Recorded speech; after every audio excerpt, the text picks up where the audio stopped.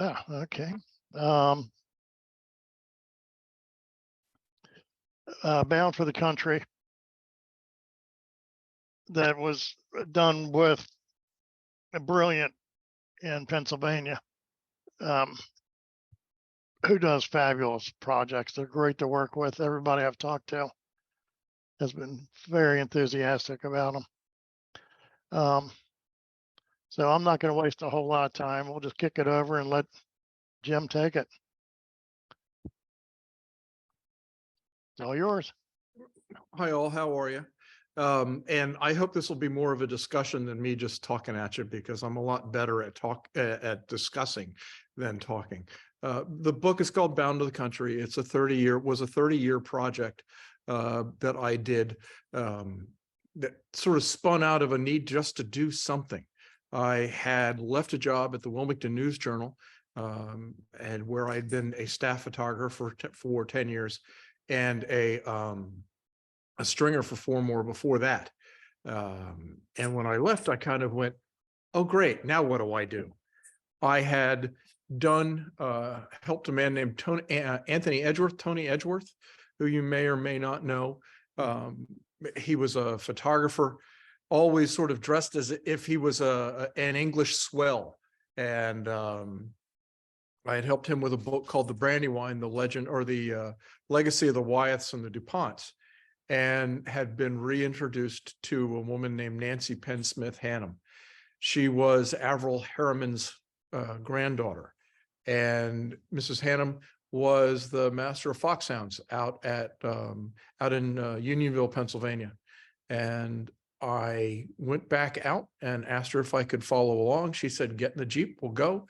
And when we ended the day, I said, ma'am, may I come back? And she says, certainly. And for the next 15 years, I rode in the Jeep with her every other day and followed hounds and continued to do it, still continue to do it. There's a picture in there in the slideshow that you'll see that was done on the last day of the season this year, as a matter of fact. So, and do y'all have any questions to begin with, to start out with? Did you say every other day? Yes, ma'am. During season, and our season runs essentially from, well, we end at the beginning of April, but the season starts in July with exercising. They call it hound walking, and goes literally until April. And so Mrs. Hannum would get in her Jeep and follow hounds for all of that time. So every other day I'd go out 3 days a week. They meet Tuesday, Thursday, and Saturday, and would go out with her. And pretty much I didn't miss too many days. It was an interesting thing in that it got me out into Unionville, got me to really look at the landscape, but got me to try and see the landscape in a little bit of a different way and from a different mindset. Mrs. Hannum was, what's the easiest way?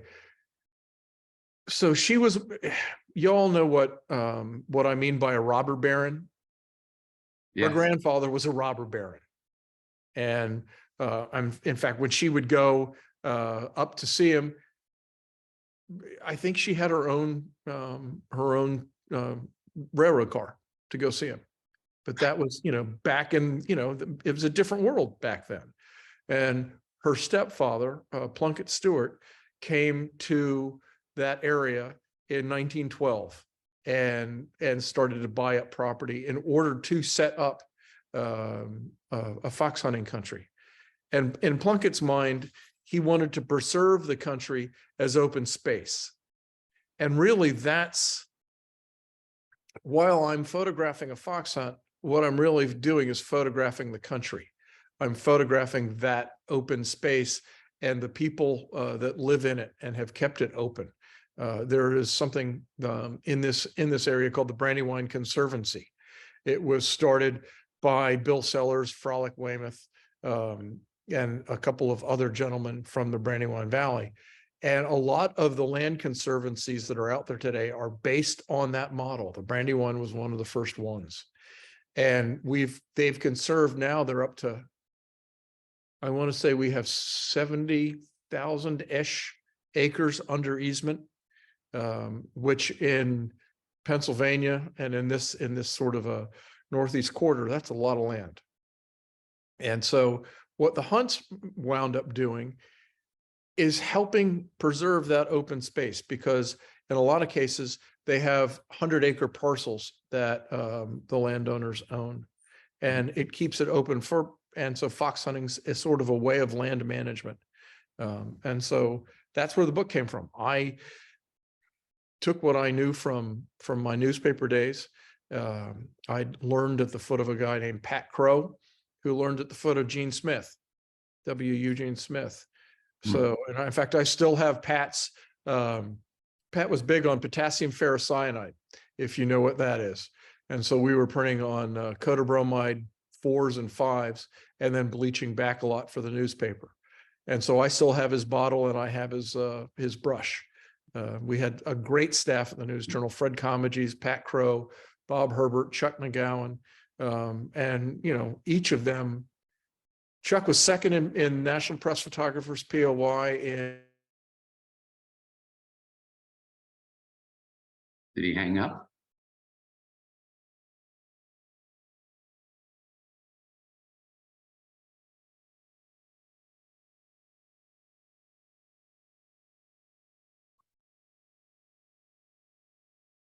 Looks like he's hung up, Michael.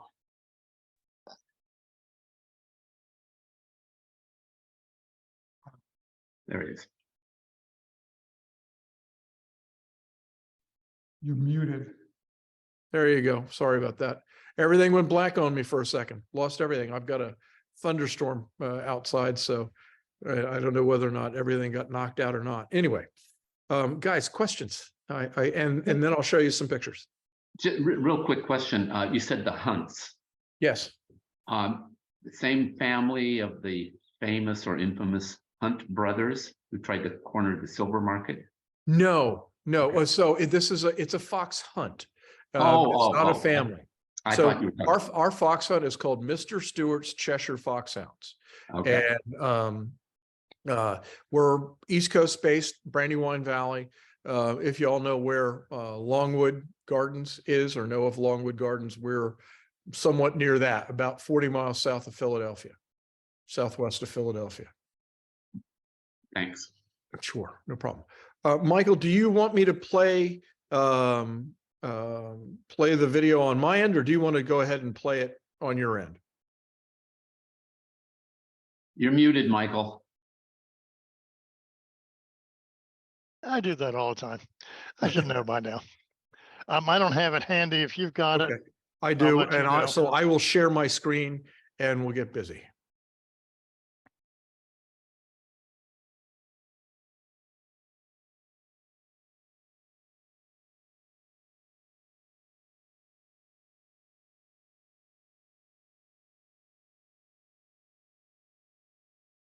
And I hope you'll enjoy it.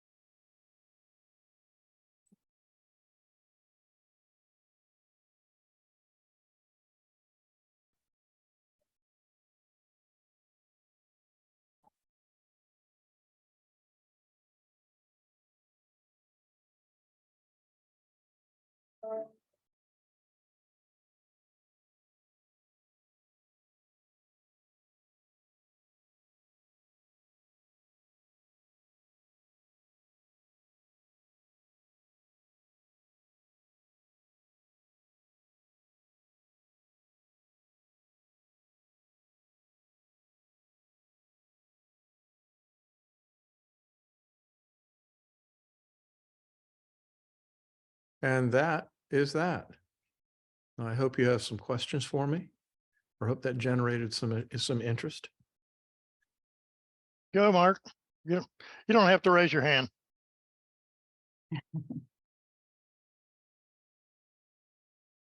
But Well, you need to unmute. You do have to unmute yourself, Mark. I said I could look at pictures of dogs all day long.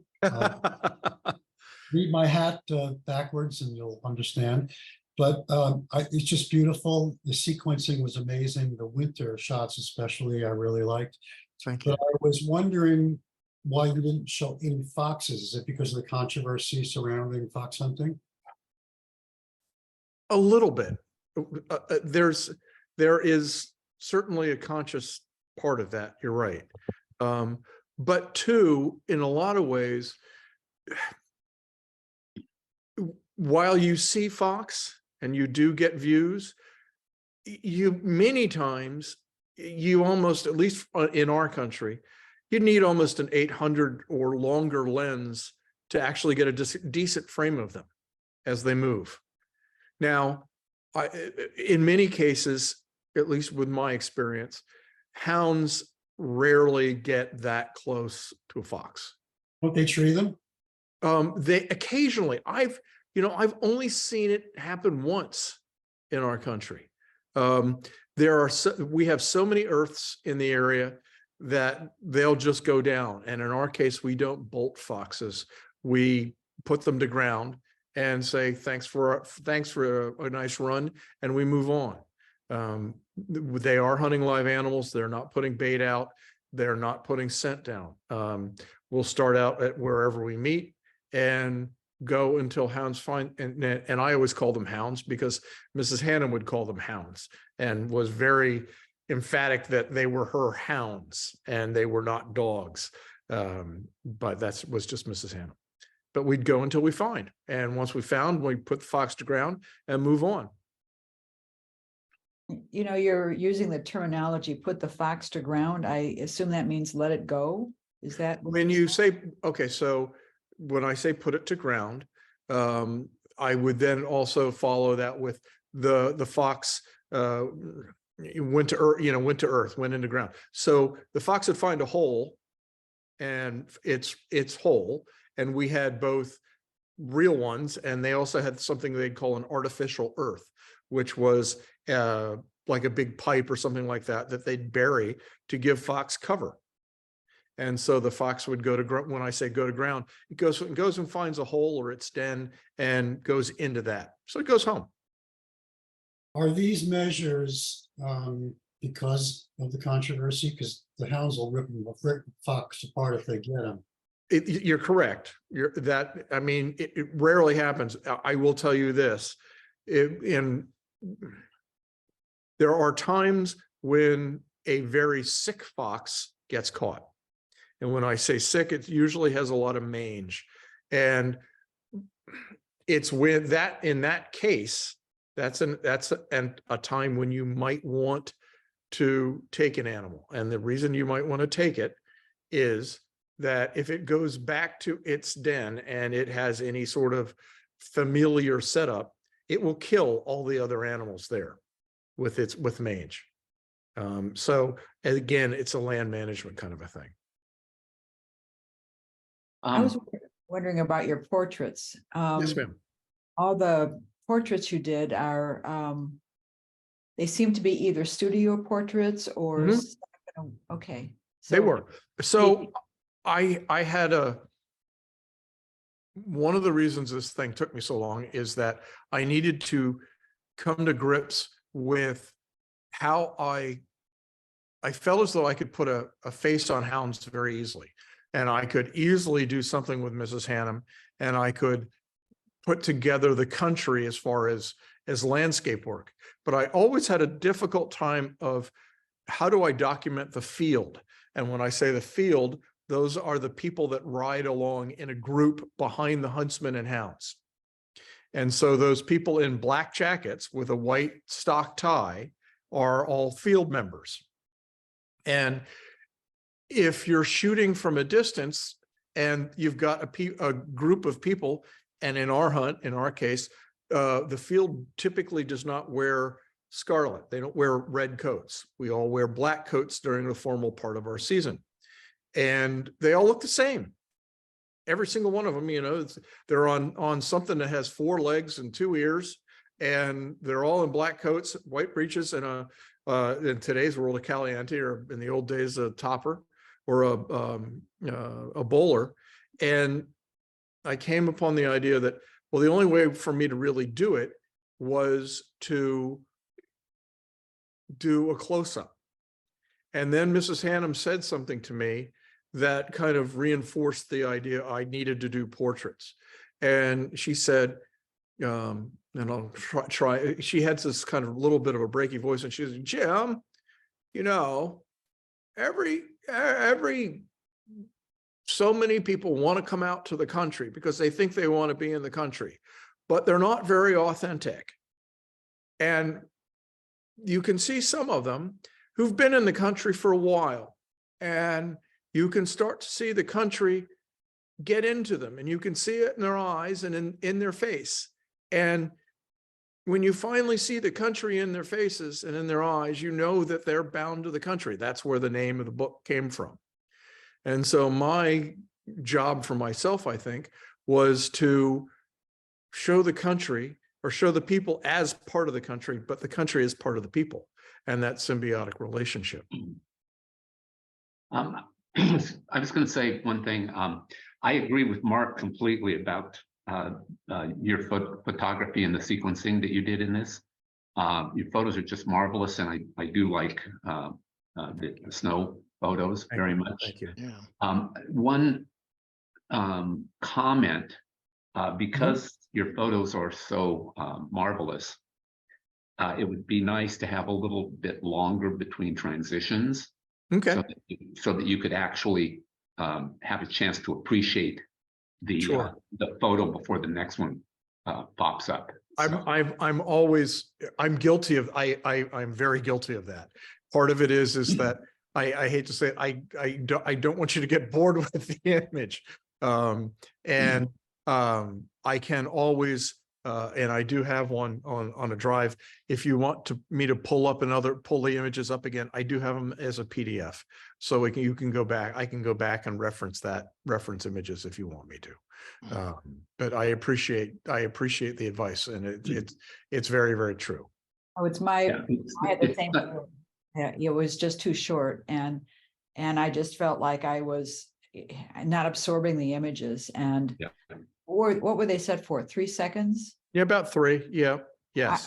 I would say you need to go to at least 5 or. yeah, Okay. I would say 5 would be good. 6 would be okay too. Longer than that, then it will get too long. And truth be told, I kind of thought that I might have a second here with me, so I could have spaced them out a little bit more if I'd known I was, you know what I mean?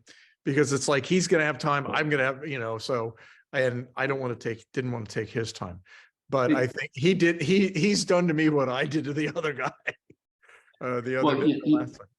You're not alone. I've seen other videos presenting photographs, marvelous photographs, and they just go by too quick. So you're not the only one, in quotes, guilty of doing that. Well, and truth be told, what I would really love to do someday with it is there is a place, well, in two places. There are 2 museums that I know fairly well. One is the Brandywine River Museum. The other is the National Sporting Library down in Middleburg. And I would love to do this as a show, a printed show. And I think that for me would be the best, I don't want to say final outcome of this work, because I'm still doing it and I don't see a point in stopping. I can continue on. And frankly, there's so much work because it started, it started in my film days. So I've got tons of film that I either need to scan or go back and frankly, see if I can scare up a dark room and get in the dark room again and see if I can still remember how to do it. So I've got plenty of more work to go with it. And then, with digital, you know, it seems never ending. So. Yeah. Did I miss something? The images kept coming, but I never saw the cover of the book or the text. Oh, well, hold on.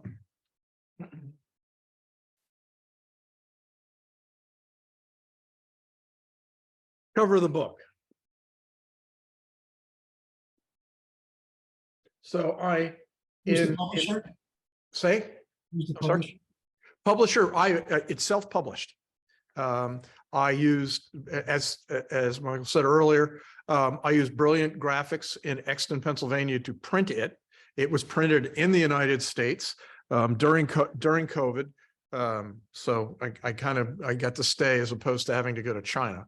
And David Griffin, who was the former director of photography at the National Geographic, was my graphic designer on the project. And he also was a great help in picking out imagery for it. You know, let's face it, when you've done it as long as I have in this particular subject, you kind of get too close to it. And so you can't see the forest for the trees, or the trees for the forest. And it's self-published. In the book, do you have the story that you told about the woman saying you can see that they're bound to the Yes. country? Yes. It's so just to give you an idea, I'll open up. There's not a ton of writing in the book, but it was very important for me to have some prose to give you an idea. There's a spread. And as you can see, you know, it's that. And that's sort of what David did with it. There's also a gatefold. So, well, Michael's seen the book. Yeah. There's a fold out section that's literally like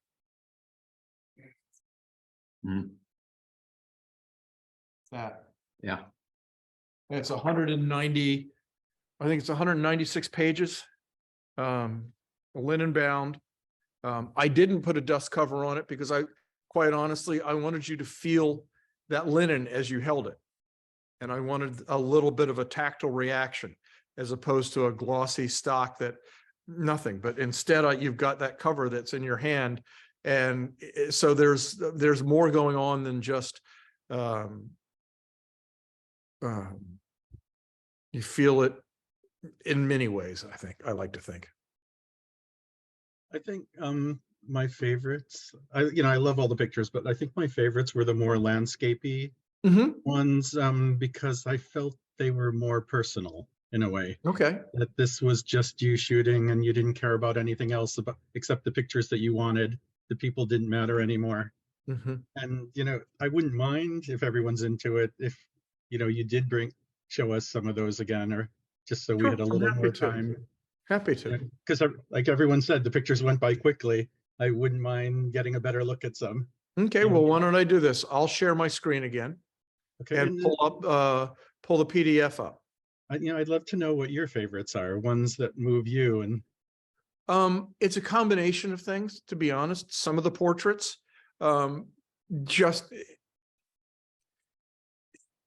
there are some portraits of different field members that really got me moving on it. And one of the first portraits was a man whose nickname is Clipper. And Clipper's portrait really, in a horse term, gave me a lead over the fence. It told me what to do. And it, in so many cases, I'd like to think of this book as sort of an evolution, because it does start with film, and it does start with where I started, and it, went into digital, which is where I am now. So I'll go ahead and share the screen again. And let's say share, and I'm gonna go to Acrobat, where are you? There you are.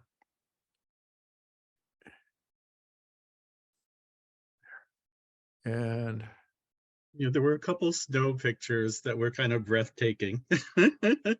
so I can tell you what that is. So And are all the images of us in there?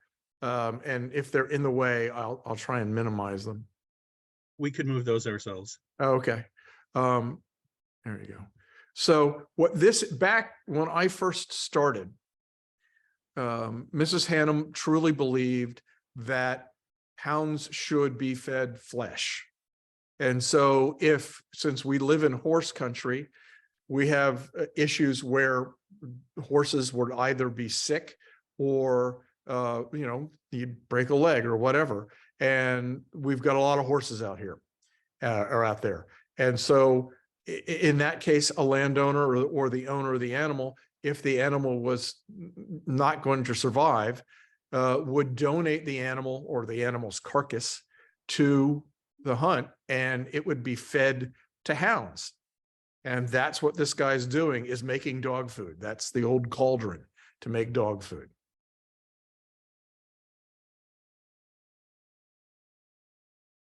And that's the feed room.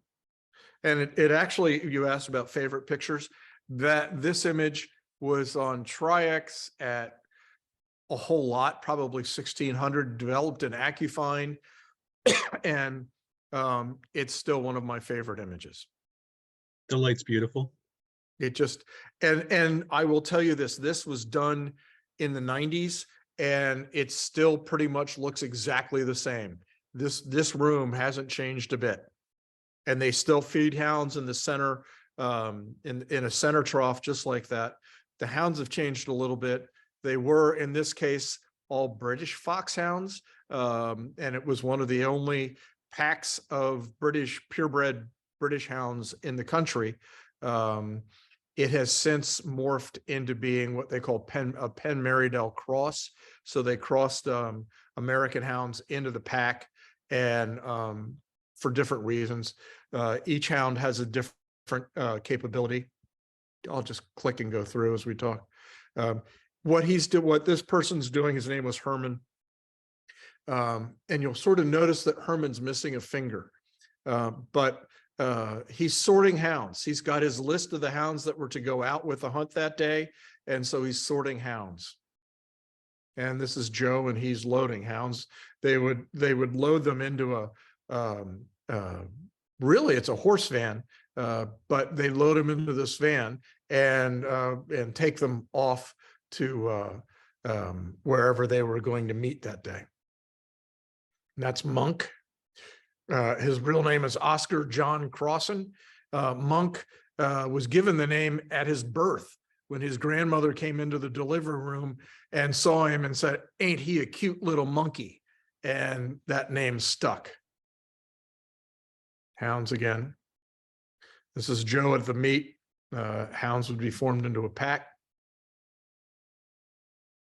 And so this was always a picture that, to me, spoke a lot about our country. I've always felt that we had a big, and when I say our country, I mean our hunt country, and it's about 30,000 acres that we have permission to hunt over. And so I always thought of our country as being a very large country. And so here's this tree in fall or winter, and which is when we really hunt. And there's that tiny little lady. Mrs. Hannum was tiny, and she's out looking out over her country. She literally was the queen of the country. She ruled that country. Anyway, it was wonderful. And there she is. Those are her hands. And you'll notice she has a wedding band on. She was married to a judge, John B. Hannum. And I asked her one time why, because all the stones had fallen out, and I asked her why she never had the stones replaced. And her answer was, and she was a little teary about it, and she said, "Well, Jim, then it wouldn't be the ring that John gave me." There she is. And that Jeep, that's the Jeep that I was in with her the whole time. And that wound up with, well, at one point the odometer broke and it had 743,000 miles on it. There it is again. And the little dog out in front was her Jack Russell named Journey. That's Joe Cassidy. He was our huntsman at the time. And she's explaining to him how she wanted him to hunt that day. There she is. And guys, if you have questions, please ask.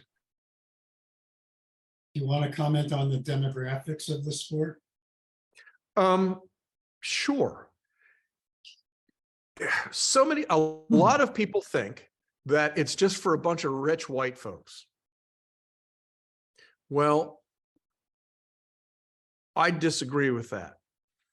In that, yes, there are some very high net worth individuals that hunt. Jackie Kennedy was one of the people that used to hunt while she was alive. That's our huntsman, Ivan. And these are our English hounds. And you can see that their ears have been bobbed. But there are a lot of people who just absolutely love to ride horses. And their membership in the hunt is just like a country club membership to them. A lot of guys ride as grooms. They're there to help the people that own horses. And so they don't have any money. You know, they're riding because they love the sport, or they may be a jump jockey and are training horses. There are a lot of trainers that use the hunt as training for their horses. And yes, we have minorities.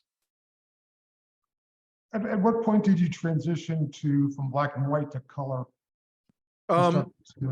Well, I also shot color negative and chromes in my film days. But as time went on, I think I started with digital in 98 or 99, I want to say, when the Associated Press made me pretty much to go there. And I just didn't have clients that like this would be. So that's a chrome. That's film. And this is a more current digital image. But I just didn't have clients that would pay for film anymore. And so I had to, as a working photographer, I had to make that transition. I didn't have a choice. In fact, I even had sadly donated, well, not sadly, it was a good thing. I donated my darkroom to a local school here, Tower Hill School. But it was, how do I get out and like with this image, I look for that all the time. It's like, how can I get out in front of hounds?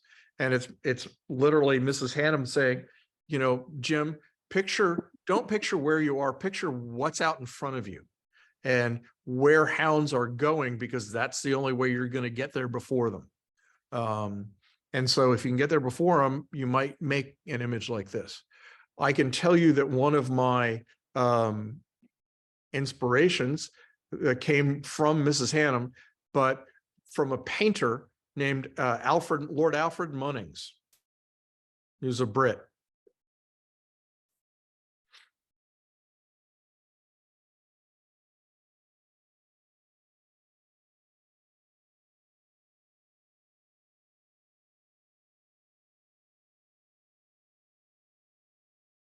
So you asked about an earth. That's hounds having put a fox to ground, and they're smelling for that fox. Now the fox is probably about 2 yards away from them underground. So he's safe and sound.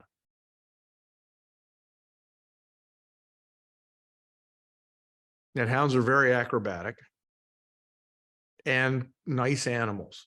Although I will say this, as nice as these hounds are, and most hounds are, once they've entered the pack, you really don't want them as a pet. They're not really pets anymore.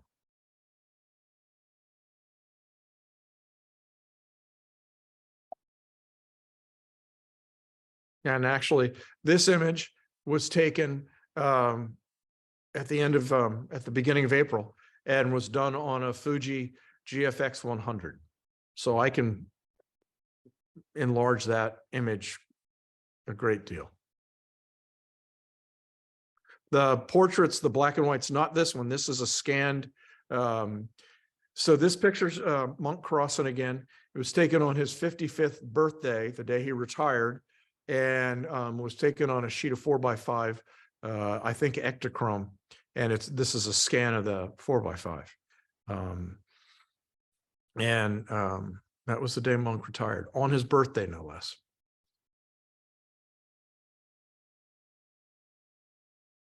That was taken with a phase 1, what is it, the XF 100 or the XF 3, whatever that one was. Actually, all these were. So this is Bruce Miller, and Bruce was one of the, in his day, was one of the leading steeplechase trainers.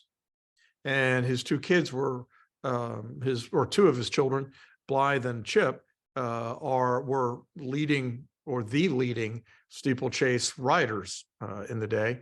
He had a horse in his training named Lonesome Glory that was one of the great steeplechase horses. And his grandson is now a jump jockey and doing fairly well. And that's Mrs. Hannum's son, Jock. This is Clipper. I talked about Clipper earlier on. And as you might imagine, it's familial. So this young lady is this lady's daughter.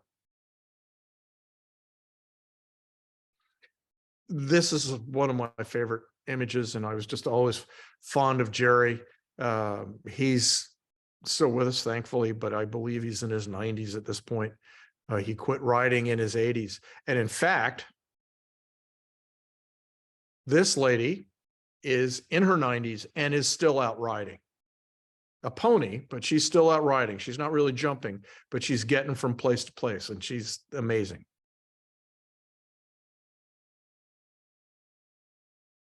And there's countryside.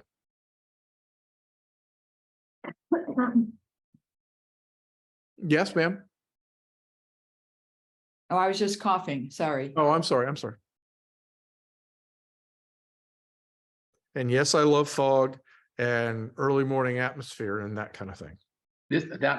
Well, both of these are really beautiful. Thank you. Minimalist photos. Thank you. Yeah, very, very reminiscent of what's his name? Can't remember it now, but anyway. Oh, Kenna. Michael. Yeah, Michael Kenna. Yeah. Yeah, Michael Kenna, yeah. Yeah,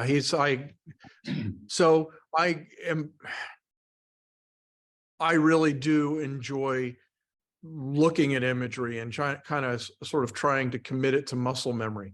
And so Kenna's work is pretty special for me. There are a lot of them that I really particularly like. But this for me is sort of a throwback, and I'm sitting here thinking, okay, there's the picture. What am I doing with it? What am I gonna do with it?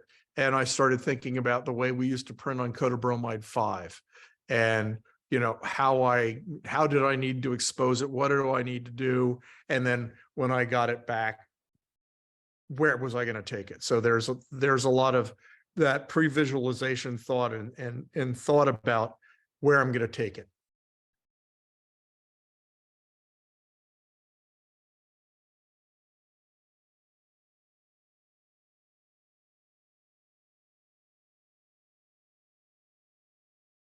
This is a chrome. This was a scanned chrome. And I just got, it's the most sort of Japanese zen-y kind of a picture I've got. And I have always really liked that. That's exactly what I was going to say. It's very, very heavily Japanese influenced. And, yes, and that's straight. That's not, that's just what it was. It's chrome. And all of these, for the most part, are straight. Let's face it, with a digital file, I am of the great belief that, and I photograph with RAW, I use Nikon gear, and now Nikon and Fuji. And I have used the phase 1 as well. But I still believe that every file needs a white point, a black point, and most raw files, I think, need saturation. So that's basically all you're seeing here. Or desaturation, as the case may be.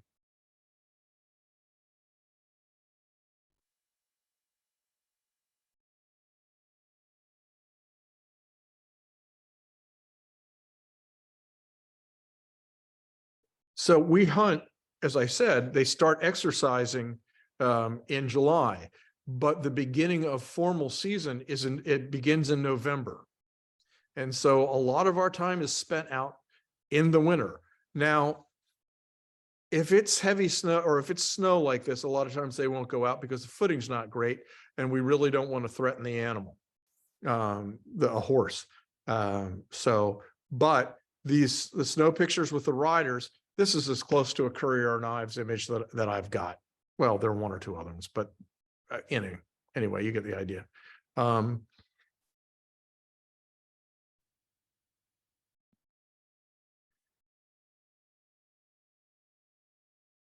When we get to That's this, marvelous. That Thank photo is absolutely marvelous. so this huntsman, it was foggy as all get out that day, and this huntsman is leaving the meet, and that was the jump. And I asked Barry where he was going to go, and he said, well, I'm going to go down and I'm going to take that fence down here. And I took off as fast as my little legs, and they are little, would take me to get to this spot. And I've got a picture literally of every horseman going over the fence following him. But this first one with hounds just coming and doing the cascade over the fence, and him just, it's one of those things where I know I saw it, and it's how do I make it happen? And I'm really glad you liked it. The point of this, and it's a little thematic in some of the other work that I do. But the point of this particular image really is isolation, and this person that's in the image is what they call a whipper in, and a whip's job is to go away from the pack, away from the field, and basically push any loose hounds back to the center. So the whip is out on an island, is alone most of the time. And this, for me, was a sort of a very thematic image. There's something Jim. Yes, sir. Can we start wrapping this up so we Sure. can let David go? Sure. Oh, okay. Yeah, sure. We can wrap anytime. Why don't I if David's here, I'll stop the share and go for it. And I'll look forward to hearing what David has to say. Well, where can we find your book? If we want to go buy it. If you go to Cheshire, Cheshire editions, editions.com, you can find the book right there. All righty. And Thank you very much, Jim. my pleasure. Thank you. I'm going to sit back and enjoy. Yes. Thanks, Jim. David, Hello. you made it. I made it, and my apologies to everyone. It was just my fault. I had the time wrong. I had marked it down as 2 p.m. West Coast time. I'm in Los Angeles right now, so I really apologize. And I'm sorry, Jim, I missed the first part of your presentation, but I'm glad you cycled through some of the photos so I could see what you were doing. You know, David Griffin, I didn't work like in person with David Griffin because I was living in California, but he used to be the art director at US News and World Report magazine when I was a contract photographer there. Yeah. So, you know, our paths, you know, intersected from time to time. And also the printer that you use, Brilliant Graphics, is that the name? Yes, of it? Bob Terzak. Yeah. Yeah, right. A friend of mine, Ed Hill, who was my mentor. I when know was a Ed kid. very well. You know Ed. Okay, I worked with great. him at the Inquirer. Oh, right. Of course. That's right. I forgot. So that you guys were together there at the same time. So anyway, you know, Ed printed his book at Brilliant. I don't know if that's where you got the name He was printing from. just after I did. Oh, no kidding. Really? Yeah. Yeah. Wow. Awesome. Yeah. It's some beautiful stuff in there. So, Yeah. So it's great to see it. And I'm sorry to shift gears thematically so abruptly, but because my work is going to be about politics, and it's it's rehashing some things that we've all been experiencing the last several years. But thank you for inviting me to speak, Michael. I really appreciate it.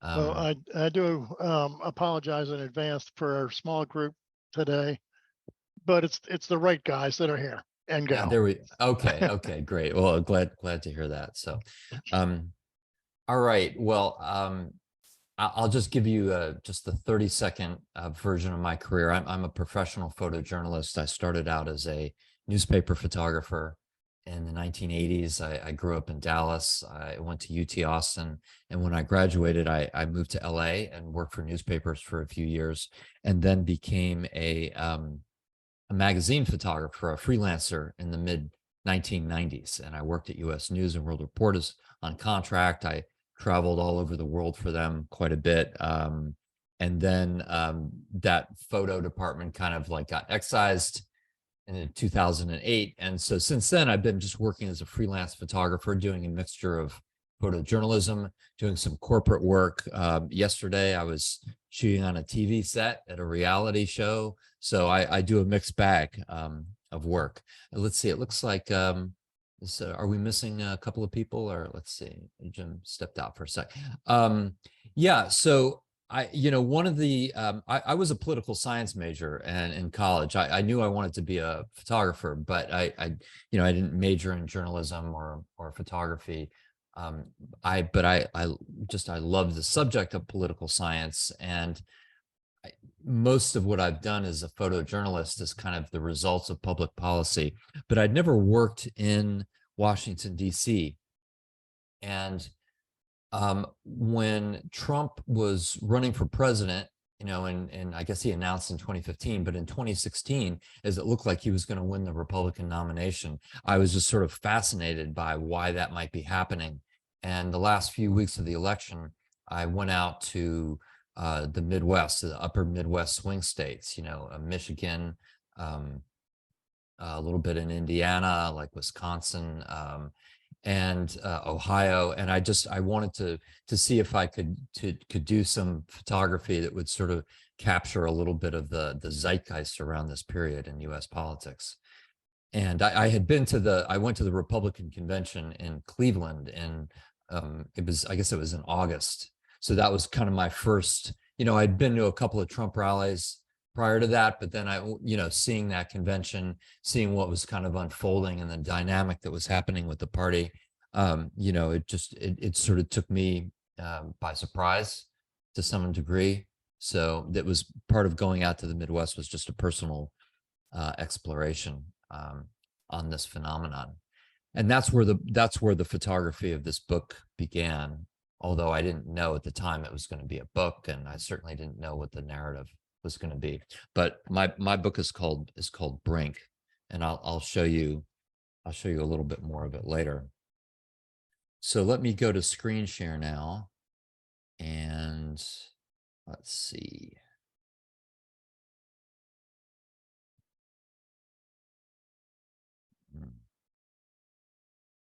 Let's see here. Sorry, it's asking me for system preferences. This happens every now and then. Let me try sharing just one program.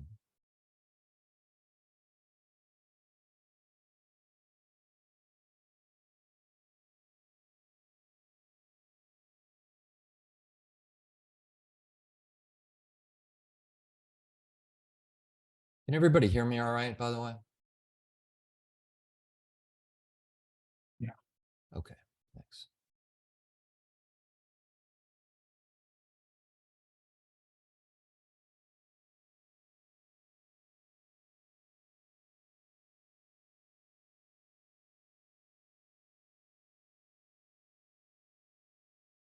Let's see. This is typical.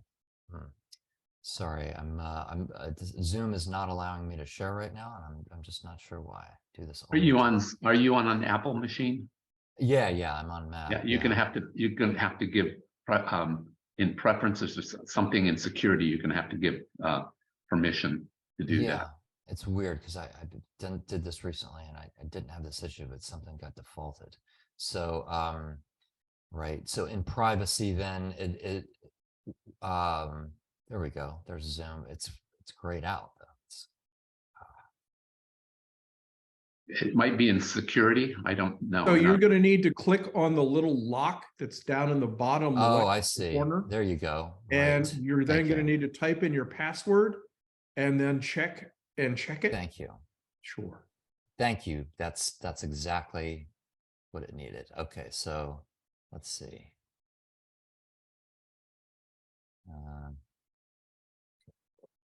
There we go. Okay. Oh, sorry. It looks like Zoom will not be able to record. You're probably going to need to okay, go shut it down. Reopen. And Okay, then all come right. back. See you in 30 seconds, everybody.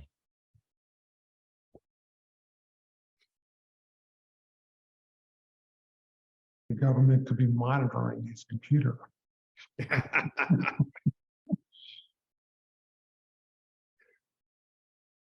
So one of the things about Ed Hill that the gentleman that David worked with, he was a wonderful street photographer and was able to do some really, really interesting compositions.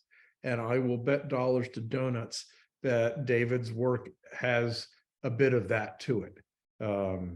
It's marvelous kind of stuff that I wish I understood and wish I could do.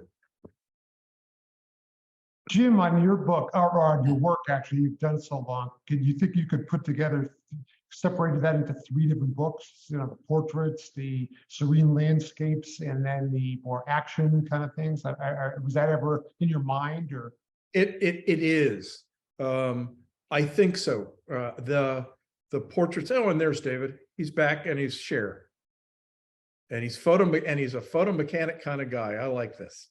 Oh yeah, absolutely. Okay. All right, let's see. Yeah, photo mechanic indeed. All right. I don't know why this is okay. This is pink. I'm sorry.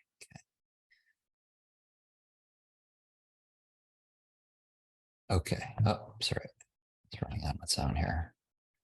Excuse me.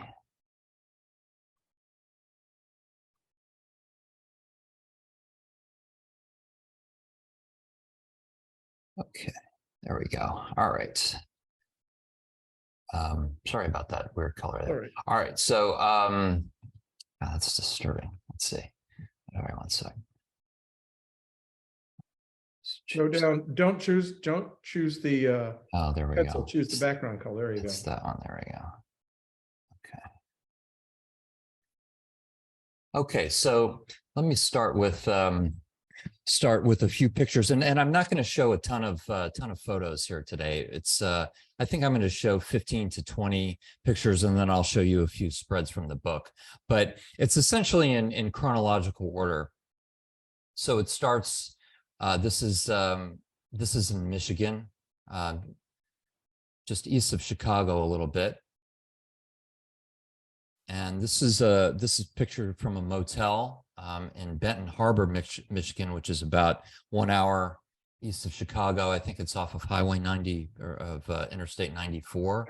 And you know, I thought I had never been to this town before. I kind of stumbled upon this motel, which was inhabited by a lot of people from the town, and there were a lot of it was sort of like I called it kind of a melting pot of kind of American economic despair. There were a lot of people who were really struggling in their lives. A lot of these men and some of the women, in fact, were wearing, you know, court mandated ankle, you know, monitors, you know, and so people who were sort of like in and out of jail a lot had problems with substance abuse. I think probably some mental health issues as well.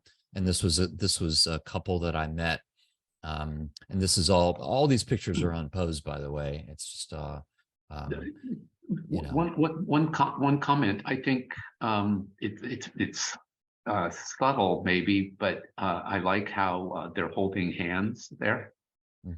Yeah, you know, it's something that you don't see right off, but it's I think it's really important. This great photo. right. Thank you.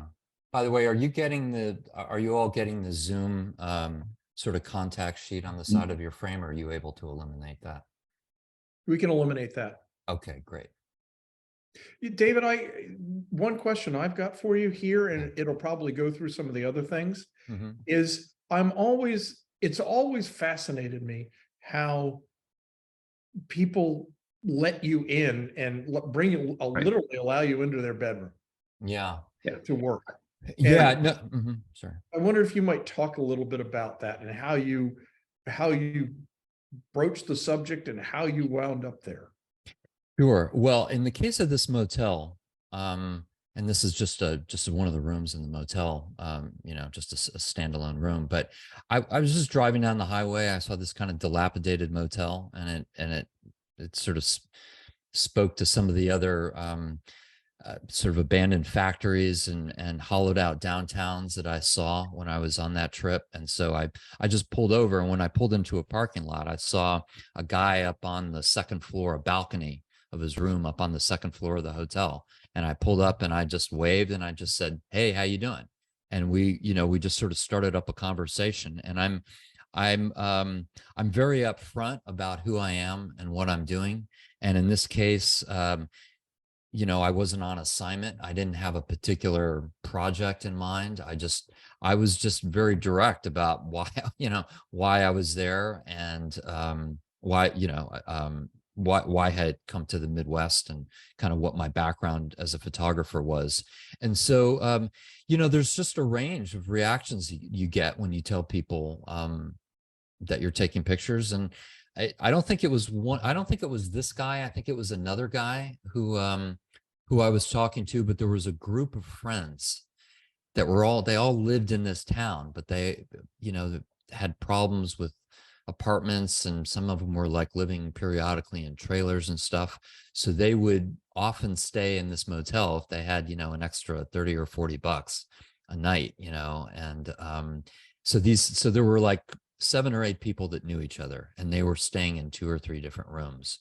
And so in the case of this couple, they had their own room, and they were planning on being there for a couple of weeks. So you can see the guys put up flags, one of them, the Confederate flag above the bed, which is kind of weird given that, he's black, but he actually knew people in the KKK when he was a kid. It was a very unusual story. But getting back to the question, it's you just never know what people's reactions are going to be. And I always just ask. I mean, if there's something that I want to do that I think might be interesting, in terms of taking pictures or whatever it is, I'm not going to presuppose that somebody's not going to want me there to photograph it. I'm just going to ask them, and if they don't want me there, that's fine. But these people were just super relaxed, and they never told me, "Hey, don't take pictures of this," or anything. It was just very relaxed. Could I interject one real quick thing? I had the same question as Jim Graham has. And if you're familiar with Diane Arbus's work, you'll see that quite a few of her photos are intimate photos like this. And one thing that always amazed me, she photographed a couple, a black guy and a white woman, and she has a whole contact sheet with various exposures that she was trying to make. And you get down in the middle of them, and she's actually in the photo naked, laying across their lap, which I think is like quite amazing. So wait, who? Diane Arbus? Diane Arbus, yes. Really? Yeah. Really? Wow, that's amazing. I haven't seen that contact sheet. Yeah, it's interesting you brought her up. Her pictures, like there's very much a relationship between the photographer and the subjects in her pictures. I think that's part of the point of it, is that she wants that dynamic to come through, like the picture, like the little kid with the hand grenade, right? One of her famous, right? It's the kid is very like, he's projecting a lot. He's looking right into the camera. He's looking right at her. My approach is usually the opposite of that, where I'm trying to kind of fade away into the background and just try to show scenes as they would have been if I weren't there.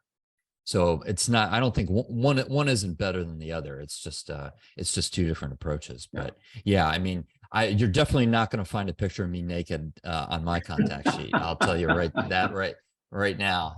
Yeah. Yeah. So this is from the same, I think that's that same room, actually. This might be that guy's stuff. Yeah. So a real hunter. It's Trump rally in California. That's summer 2016. I think this was a few days before the election. I think this was in Ohio. And this is the convention in Cleveland. You know, it's the end of the convention. There's always a mad dash to get souvenirs. And so these guys were like duking it out. Yeah. Okay, so anyway, so going from pre-election when Trump won, and I didn't think he was going to win. I, like a lot of people who were sort of just following the polls and everything, I thought it just wasn't going to win. But I was joking to some friends that if he did win, I would move to Washington, D.C. to have a front row seat to the apocalypse. That was my joke. Haha. And then when Trump won, I thought, you know, if there's one time in my life where it could be really, really wild and interesting to work in Washington, this would be it. So I happened to have some family friends there, and I was able to go. I could go for a couple of weeks and stay with them. And so I got credentialed for the Capitol. So I'd just go and photograph these,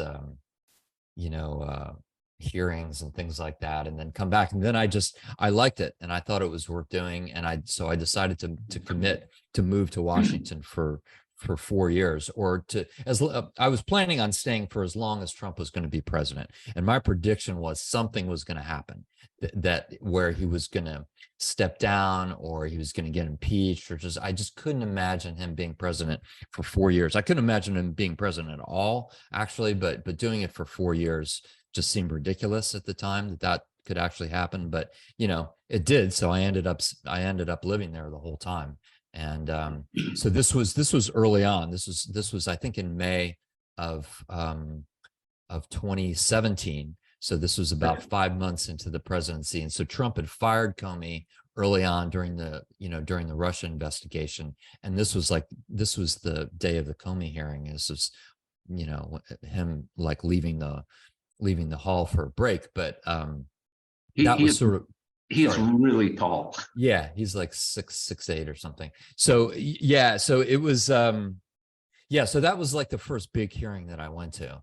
And after that, I was like, yeah, this is really interesting. I want to do this. So this is Jeff Flake, senator from Utah, or Arizona, sorry.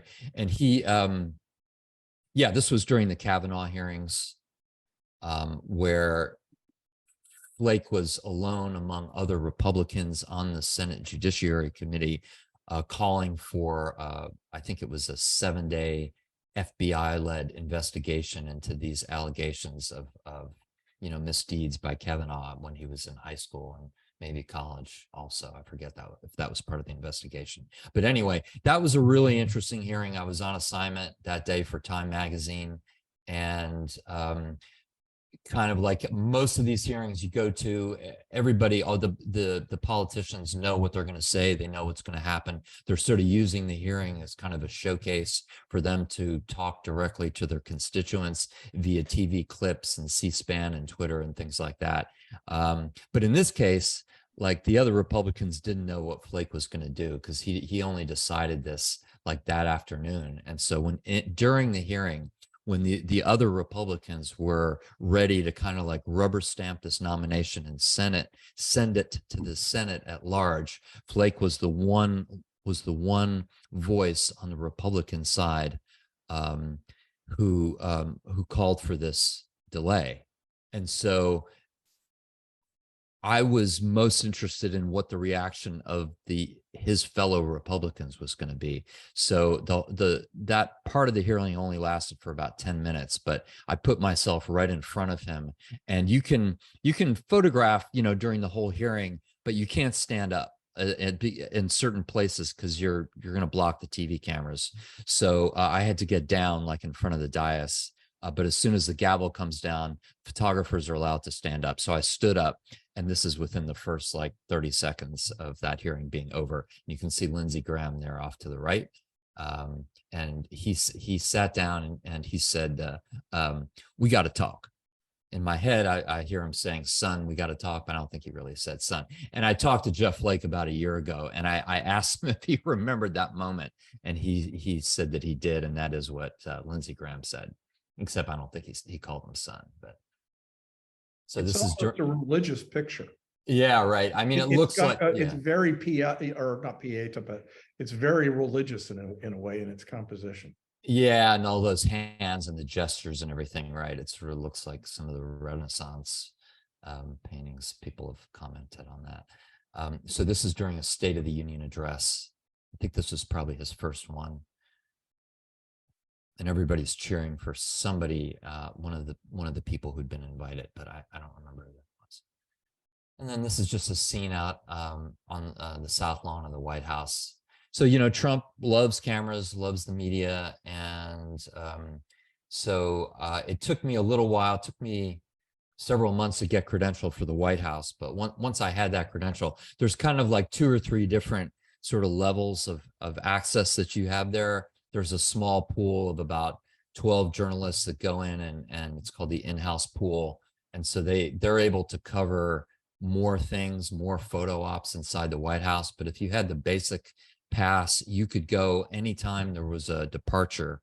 So him leaving, you know, in the helicopter from the South Lawn or coming back, that was, you know, you were free to go for that. And this woman is a staffer, actually. That's her daughter. This is the, you know, the one day of the Mueller hearing on the Hill. I guess that was about 2.5 years into the presidency. So obviously a lot of anticipation around that. This is South Lawn. This is one of those photo ops, you know. Most of the time he would stop to talk to the cameras when he was doing those departures or arrivals. And this was during the first, I think this was probably during just kind of the first impeachment hearing. So that's Adam Schiff at the podium. And it just gives you a little bit of sense of the room. This is in the Capitol itself. So this is a room that's, it's on the, you know, it's on the House side, and it's just a TV press conference room. But I'm shooting loose, so you can see the lights, you can see the photographers, just to give a kind of sense of what it is, that there's a theatrical aspect to this. And so anyway, you know, the first, 3 years or so of the Trump presidency, there was, you know, there were these big hearings or these investigations that never really went anywhere. You know, the impeachments, you know, the Senate, both times, obviously they voted against impeaching him. So there was turmoil and sort of chaos in the system, but superficially at the Capitol itself, you wouldn't necessarily know that. There's a protocol there, and it feels very orderly and very calm. Then in 2020, you had COVID. And so that changed things. You know, it was, you know, obviously that, you know, there was, I guess, I don't remember exactly, but there was a period of time when there was not in-person stuff at the Capitol. And then they came back. And of course, you know, that's Pelosi in the center of this photo. And yeah, this was just a shot from the Oval sometime during the middle years, I think. And this is their other press in there that I've just cropped out of this photo. This wasn't an exclusive or anything. I did get 2 opportunities to do a portrait with Trump one-on-one when I was the only photographer there, which was great and lucky. But this was just a gaggle of press there in that scene. And then so in 2020, so you had COVID, and then you had the George Floyd killing and the social movements that came out of that, where crowds of people came right up to the gate of the White House. And so I found that just a really fascinating period where you had kind of like, you know, civil unrest of the United States, and it went right to the heart of power. And this was I think this was the first night of protest for the George Floyd thing. So it's like midnight, and the police behind the shields are uniformed Secret Service, and that's the White House in the background. So that's Pennsylvania Avenue, right behind the police there, which is closed off anyway. And then you see the fence. And this is Lafayette Square. So that's just across the street from Pennsylvania Avenue. It's more or less the same park where the last picture was taken. This was the night that Ruth Bader Ginsburg died. So this is the Supreme Court building. So these are people that just kind of spontaneously came out to pay their respects that night.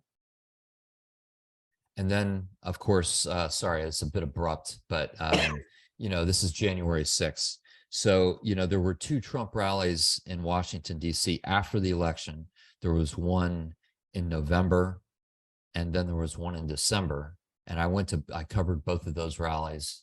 And then, you know, everybody knew that there was going to be a big one on January 6th. So I was very, you know, mentally and physically prepared for that.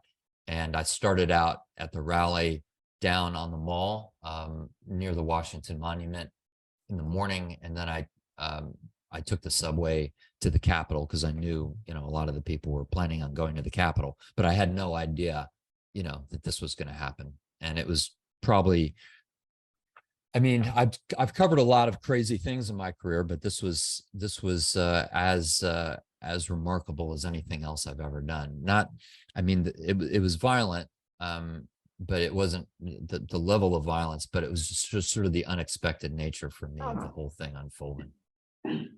So I have maybe 2 or 3 more pictures from J6, and then we can do Q&A pretty soon. So this is around the same time. So I was outside of the Capitol on the steps most of the time. So for maybe an hour and a half, and the whole thing was kind of a blur. I actually have a hard time accounting for the time that I spent there. It was very crowded. It was difficult to move around.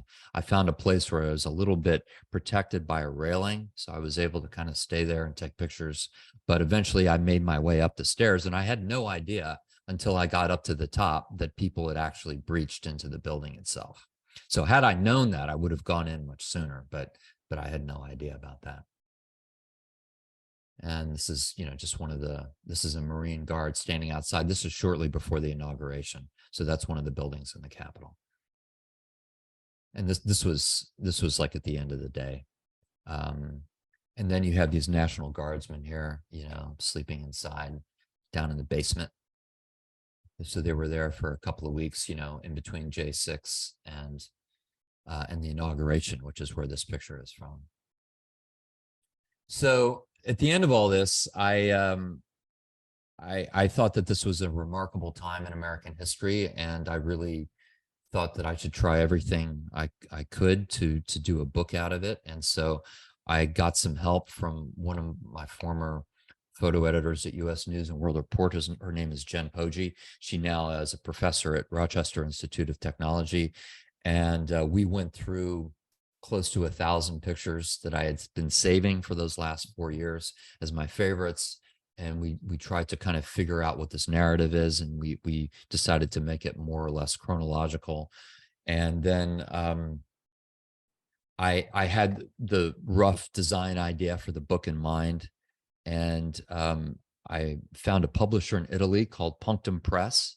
And best case scenario for me was to have the book printed in Italy because they have such great printing. They do great books, and just the materials they use, the paper, everything is just so terrific. And I wanted the experience of the book to be very different from what people had been seeing on their computer screens and on their TV screens. So I chose more of a matte surface paper. It's called Gardapat. It's like it's sort of like an Italy only proprietary paper. Actually, I chose the basic style, and then the publisher figured out that this particular model was going to be a good paper.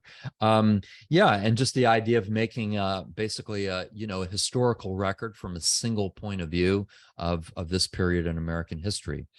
And the layout, was very simple.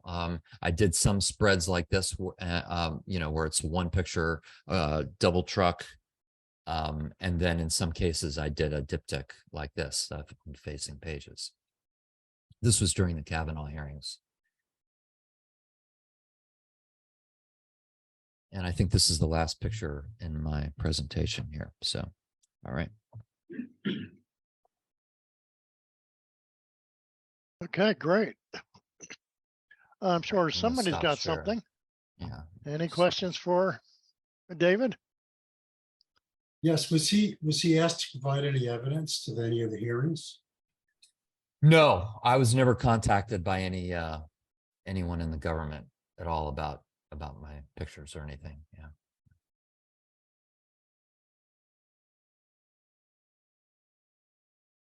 Your composition is really beautiful, given the pressure and bodies and everything you had to deal with. So kudos.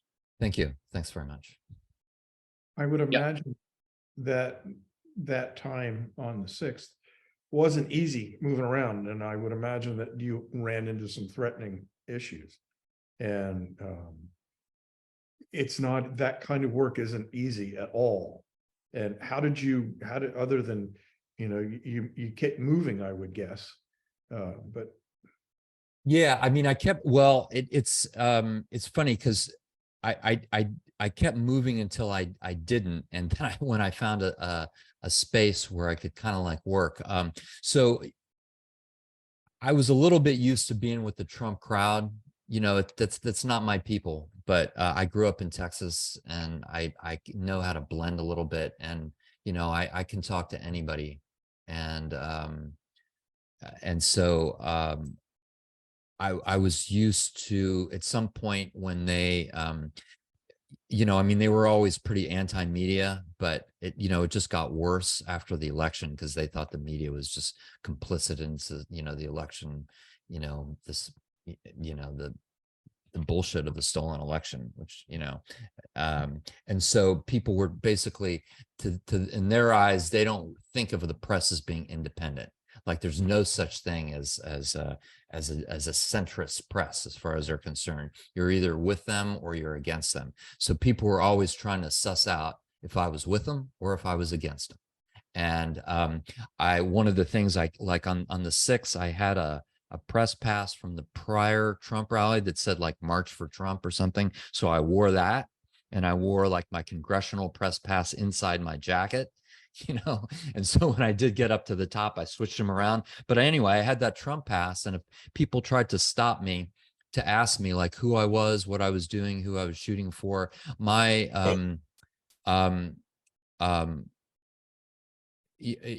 what I'm trying to, whenever that happens, I'm just trying to get out of the conversation as quickly as possible. I don't want to get slowed down. I'm not there to talk to people. I'm there to take pictures. And when you slow down and people start, people see that you're talking to somebody, a crowd can gather around. And I've seen that happen enough times where it gets really dangerous that I keep moving. However, once, so that did happen a few times that day. Fortunately, I was never threatened. I was never hit. Some of my colleagues were hit.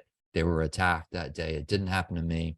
But when I got to the steps, and these mobs of people were like, just packed shoulder to shoulder like this in every available space, on the stairs, up the steps. They were climbing up the scaffolding. What I thought was going to happen was that at some point the police were going to do something, maybe fire tons of tear gas or rubber bullets or something into the crowd, and everybody was going to move down, and people were going to suddenly start to flee, and there was going to be like a stampede of a retreat. And I was afraid of getting knocked down the stairs and basically getting trampled.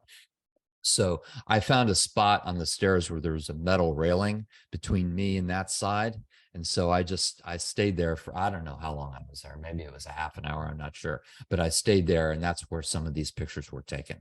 So. And you were in street clothes. You weren't in a lot of protective gear and that kind of stuff. Well, I was wearing, I didn't have a flak vest on, but I had a skateboarding helmet, which I'd been wearing for various protests for the last few years mainly just because of tear gas canisters or things. And I had a gas mask on pretty much the whole time, actually, because there was a lot of tear gas. I hate tear gas. So I was wearing that most of the time.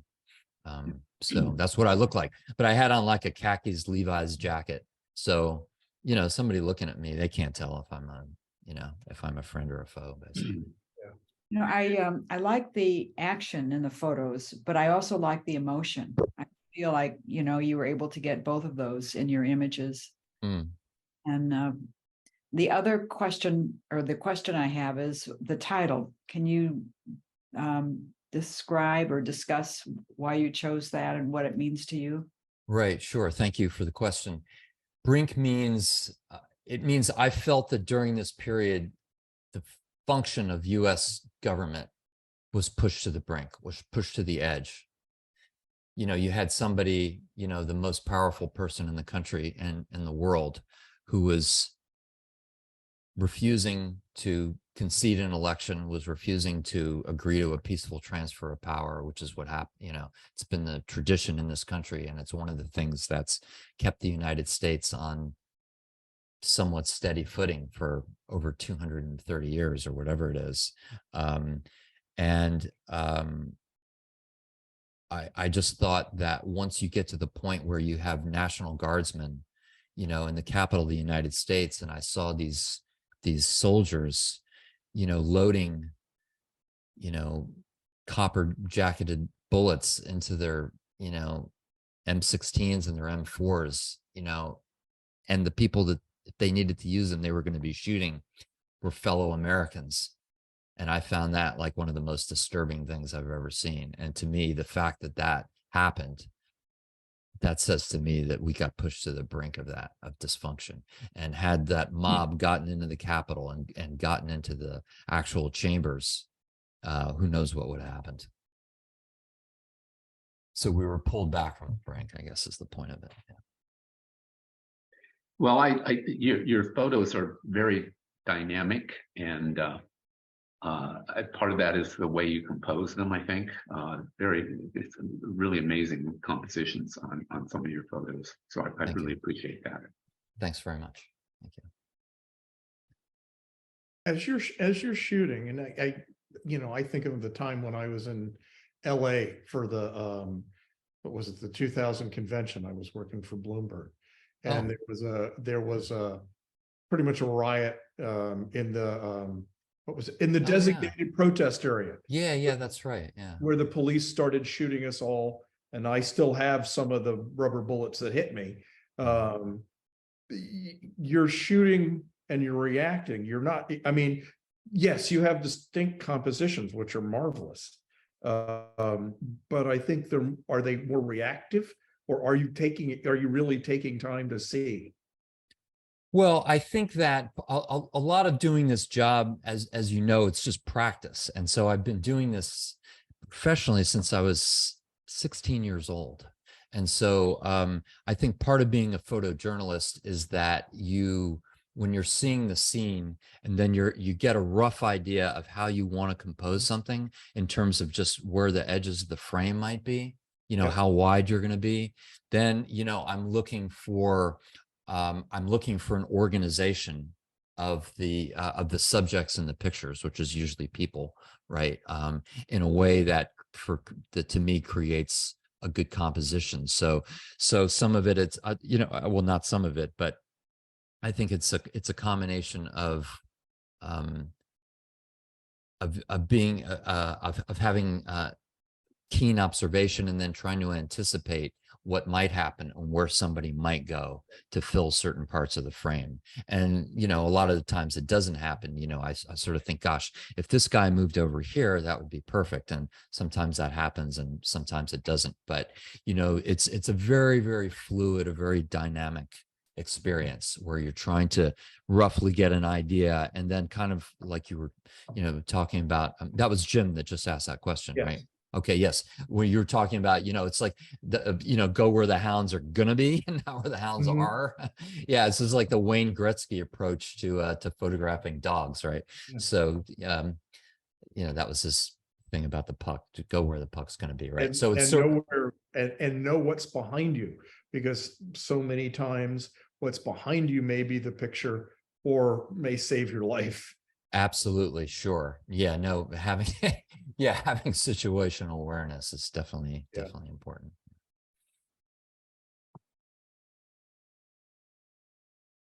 Okay. David, where can we find Brink? So you can find Brink on my website, which is davidbutow.com. So it's Butow is how you spell my last name. And you can order it there. You can also find it on Amazon. It's cheaper on my website because there's no, it's just direct. Whereas Amazon, there's fees and everything that I have to do. So best place to get it is on my website. Okay. Well, I want to All right. thank both Jim and David for coming today. And even though it's a small group, it's a good group. All of you for coming by. Next Absolutely. month, on May 20th, we'll have Jordana Coleman and Tema Stauffer. And this will be the last book talk for the season. We'll take off for the summer, be back in September. So hopefully we'll see you then. Great. Thank you all very much for inviting me. It was nice to see you.